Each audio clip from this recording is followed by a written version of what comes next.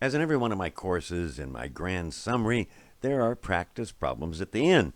And in investments, we start off, of course, with the hard stuff, statistics. By the way, statistics in our field is a little different than the other sciences where we keep the covariance and throw away the variance. Well, first, let's compute the variance. You take the mean average, add up all the cases, divide by the number of cases, and then you take the difference from the mean for each one of the cases, you square them, and then add those up and take an average. That's the variance. And if you have two populations, let's say pigs and dollars, notice that the units are pigs squared and dollars squared. And unless you're dealing with cans of Spam, there's no such things as pigs squared. Here we have a series of numbers. We took the average, the mean if you will, and well, it's 4 and 2. The differences, then we take those differences and square them, add those up, and we get a variance of 5 and 10. And we take the square root of those, bringing back to the original units. So we'd have the square root of 5 and the square root of 10. Now, what we need to do is compute the covariance. That's the cross product, multiplying each case of the two populations, and add those up and divide by the number of cases. But what's more interesting is to compute the covariation. And here we have differences of, well, the first case of plus 3 times minus 4, next minus 1 times plus 4, 1 times 2 plus minus 3 times minus 2. We get a total, divide that by the number of cases of 4, and we get minus 2. Now, that covariation, pig dollars let's say, divided by the square root of our variances, pig dollars, the units cancel. And we get, in this case, about minus 0.28 and some change. Okay, now let's go back and do some stuff you may already have in your toolkit. We live in an after-tax world, and so we convert anything that has tax to an after-tax basis. And here we have 12%. Well, gee, if a tax bracket was a quarter, we'd have 9%. But if we had something tax-free, let's say 7, it'd still be 7. Most computations in terms of valuation are done in the present, so we need to do something called present value. That's a future value, but what it would be worth today. We have a single sum, only a specific date. An annuity, that's a stream of payments, maybe perhaps annual. And a perpetuity goes on forever. Let's use an example of $5,000, maybe at year 8 at 6%. Well, that'd be about $3,000 and some change because the present value factor of a single sum is 0.627. But if we had a stream of payments of $5,000 each and every year, 1 through 8, well, the factor there would be 6.21, and we'd get some 31 grand. And yeah, I know you can use a calculator, but half the time I find people who don't check it and they have wrong answers. Oh, by the way, the perpetuity, that's forever. You don't use the tables. You would divide by 0.06, getting some $83,000. And that makes sense because $83,000 at 6% gives you $5,000 a year. Let's talk about borrowing money to buy shares of stock, not necessarily recommended. It's called buying on margin. And let's say we had 100 shares. It was purchased a year ago for $80, and it's currently worth $85. It also paid a $3 dividend. What was the annual percentage rate of return? We had a capital gain of $5 plus $3 dividend. That's a total of 8 divided by 80, 0.1 or 10%. Okay, same situation, but now we borrowed $2,000 at 6%. Our returns upstairs would still be $5 gain, $3 dividend income, minus the 6% on the $2,000 borrowed. That's minus $120. And notice In the denominator, we don't put in the full 8, we only pull in 6 grand. If you notice, the amount borrowed plus the amount you put in net cash is usually the total purchase price. And in this case, you would now have 0.113 or 11.3% gain using margin borrowing. And it's often the case that gains will be amplified or levered, if you will, higher, and losses will be worse. So let's do a bond valuation going back to those present value tables. We're using both, if you will, because we have an annuity, that's the interest payment stream from the bond, plus a single sum, that's the face value. And by convention, always, the face value is 100 percentage points. So let's say we have a bond that pays 6% interest and matures in 7 years, but you would like a 5% yield. Well, it pays more than what you want, should trade at a premium. Let's see.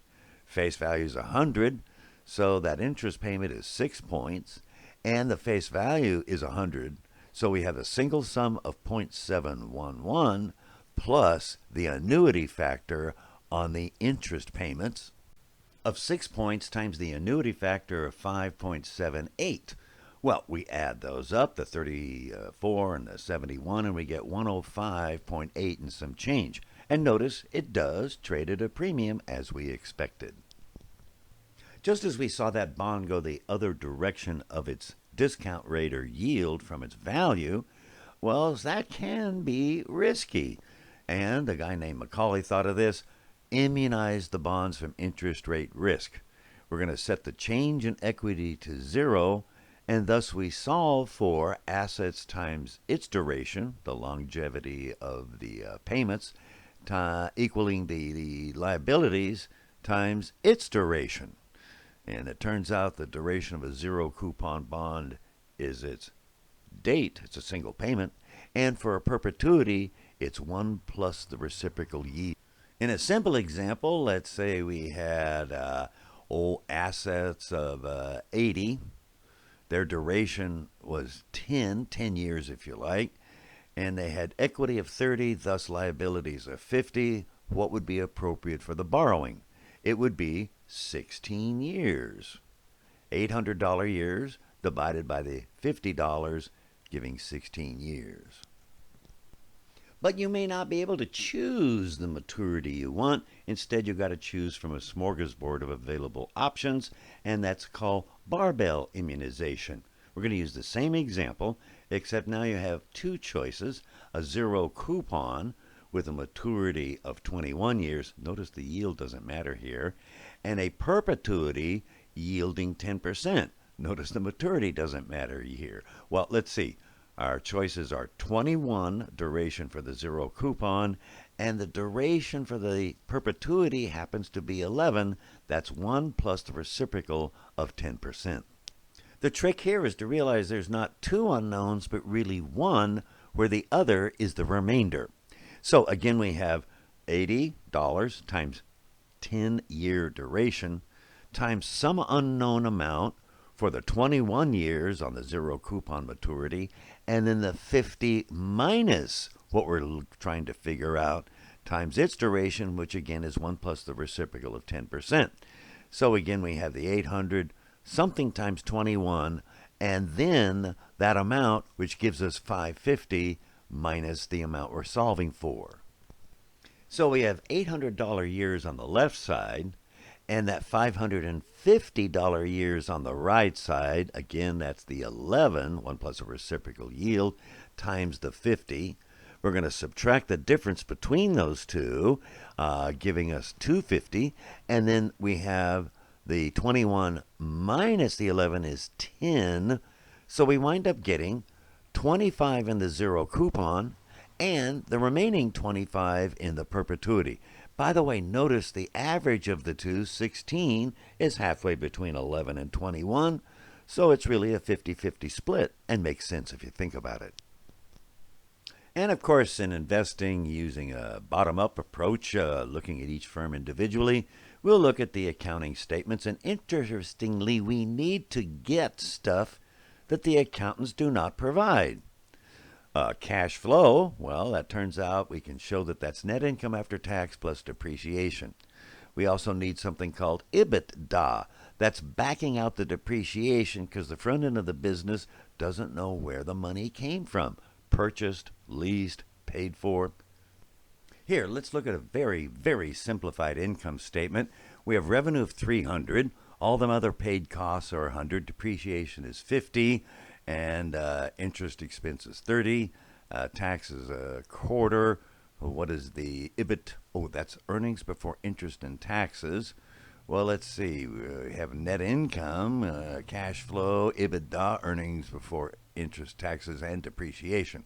Well, the EBIT, that's the earnings before interest and taxes, that was the 300 minus the 100 for others and the 50 depreciation. Well, that's 150. We're going to subtract the 30 for the interest expense. That's net income after tax. Well, the tax is going to be quarter of that 120, the 150 minus the 30. We get 90. So the cash flow is net income after tax plus depreciation. That's the 90 plus the 50 is 140. And the EBITDA is the 150 plus the 50 is 200. Notice this. The difference between the EBITDA and the cash flow in this case happens to be 60. And 60 is 30 in interest and the other 30 in taxes. Another bottom-up analysis made for each firm specifically are ratios. Of interest to us is the return on investment. Comes in two versions. Internal, that's return on assets, say for evaluating managers, and return on equity, that's outside the firm, say to stockholders.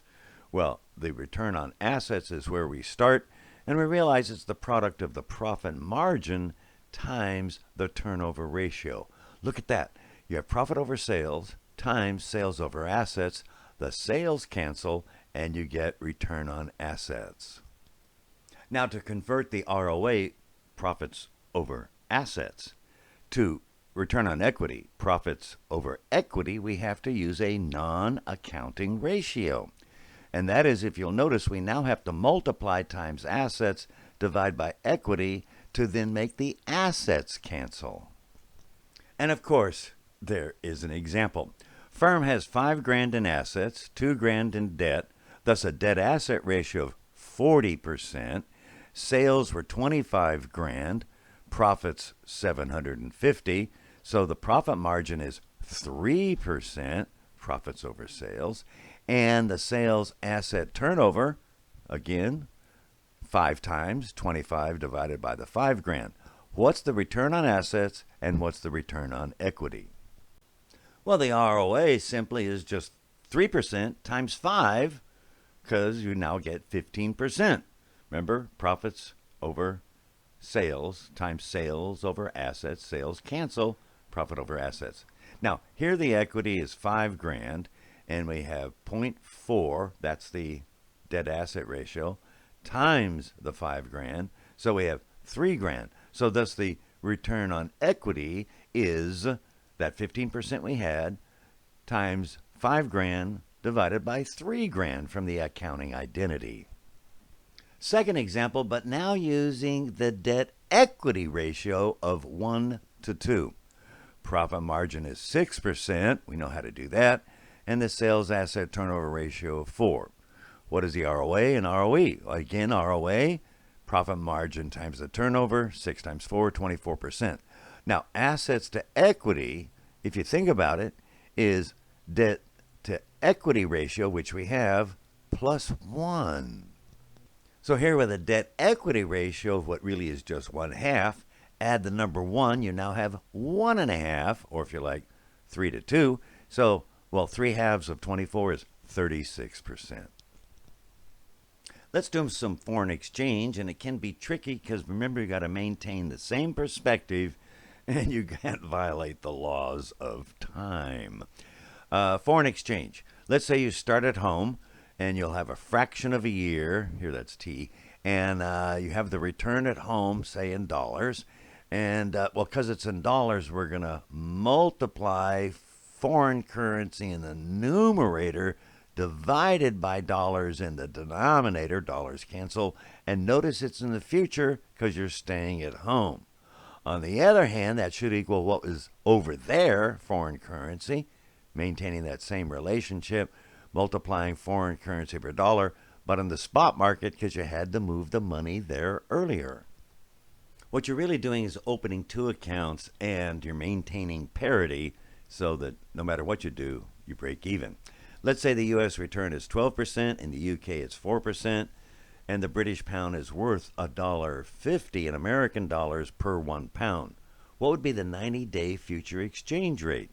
90 days is a quarter of a year, so we're going to take 1/4 of the 12% is 3% in the U.S., and 1/4 of 4 in the U.K. is 1%. So you're getting 3% in the U.S., 1% in. On the U.S. side, you're getting 3% on the $1.50. Watch it. That's an additional 4.5 cents. So you have a $1.54.5. In the UK, you're getting 1%, so you have a pound and a p, and thus the future exchange rate, maintaining that same relationship per dollar, is the 1.545 divided by 101, gives us 1 pound 52.9 pence. And as a check, remember this is the British viewpoint because it's per 1 pound, the Brits had a lower rate of return, so the pound should have risen. And in fact, notice in this case by a difference of 2 percentage points, which was just about the gain on 1.5 pounds, or by 3 cents. Now here's a kind of a tricky one until you realize what's going on. Here we're going to solve for what the return should be given a future exchange rate. A Swiss franc is currently 0.8 US dollars, 80 US cents per Swiss franc, and we want to find that the 90-day future contract is 0.816 dollars per franc. US return is 8%. What should be the return in Switzerland? Well, because it's 90 days, that's a quarter of a year, so we're going to take a quarter of that US return of 8%, make it 2%. 2% on 80 US cents, well, gives us 0.816. But the exchange rate is 0.816. Dividing one into the other, we get 1. Well, what plus 1 makes 1? 0. And of course, we should annualize it by dividing by a quarter. We still get 0. Let's do a couple of stock valuations, and noting that the value of a stock is the summation of the dividends divided by the present value, and that, each dividend growing is base dividend 0, compounded rate G, and so thus we can have the next period dividend or compute it from the current period dividend times 1 plus G. A first example, stock will pay a dividend next year, that's D1, of $3, growing at 7%, and has a discount rate of 13%, perhaps from the capital asset pricing model. What should be the valuation? Well, we have 3 divided by 13 minus 7% as a decimal, 0.06, and we get $50. Second example, except now the stock just paid a dividend of $4 a share, is growing at 5%, and should be discounted at, say, 10%. What should its price be? Well, you got $4, but now we're going to increase it by 5% because it's times 0, and the discount rate is 10%. We're going to subtract that 5% growth, so we get $4.20 divided by that difference of 0.05. We get $84. In evaluating the performance of securities, we certainly can use the capital asset pricing model, again, risk-free plus the beta times the market premium of the return to the market minus the risk-free. But Trainer recognized that you can't compare unlike to unlike using leverage until we take the actual return minus the risk-free divided by its beta, its slope if you will, and compare it to the slope of the market premium, which of course is the return to the market minus the risk-free because its beta is 1. Here, let's look at a graphic. Slope of the security market line, the market if you will, RM minus RF divided 1 is trivial, versus the actual minus the risk-free divided by its beta will give its slope, and you can compare the two. Here, A had a beta of 3/4, actual return of 11. B had a beta of 5/4, if you like, and an actual return of 13. Return to the market is 12, risk-free is 4. What's the slope? Accept, reject, either or both. So for A, we have that's 11 actual minus the risk-free 4. 7 divided by 3/4 gives us 9.3. Well, that's greater than the market premium of 8, 12 minus the 4. So we accept. B, on the other hand, gave an actual return of 13, higher, albeit, minus the risk-free again of 4 over 1 1/4. And gee, that gives us 7.2. That's below the market premium slope of 8, so we reject it. Let's look at options finally, and noting the excess premium is the actual price minus the theoretical value, and they tend to be larger if you're at the money security price, exercise price, strike is close by, longer term by the square root of time, interest rates, expected volatility. Well, let's do some computations. In the money call is the security price minus the exercise, keeping positive. A put is the other way around, the exercise price minus the security price, again keeping it positive. For call options, the theoretical price, which you always do first, is the security minus the exercise strike price, keeping it positive. For a put, it's the other way around. It's the exercise minus the security price, keeping it positive. And in this tableau where the security price is 34 and we have strikes of 30, 32.5, and 35, the intrinsic values, theoretical if you will, would be respectively 4, 1.5, and 0 for the 3 calls, and 0, 0, and 1 for the 3 puts. So we'll subtract 4 for the 30 series of the calls. We'll subtract 1.5 for the 32.5 for the calls, and nothing for the 35 calls. On the other hand, for the puts, we'll subtract nothing for the 30 and 32.5 puts, but we will subtract 1 for the 35 puts. And there's the excess premium down below. And they reflect expectations, volatility, square root of time to expiration, interest rates, and at the money. That's where the security and the exercise price are very close together. Studying with Dr. C.